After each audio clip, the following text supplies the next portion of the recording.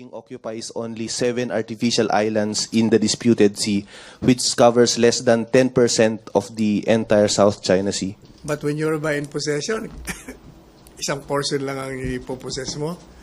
Pag meron ka mga military installation doon, in other words, pinapakita mo kaya nilang bantayan yung buong lugar nila, edi in possession pa rin sila. Hindi naman kailangan physically.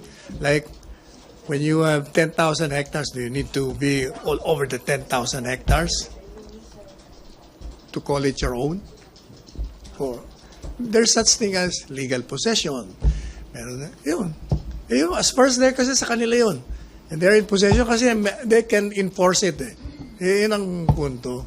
So as far as Malacanang is concerned, China is in control of the South China O Sea? hindi ba? Kung hindi yan in control, di walang problema. Hindi na tayo nag-aaway, hindi na nagko-conflict yung mga ibang countries claiming their own territorial rights.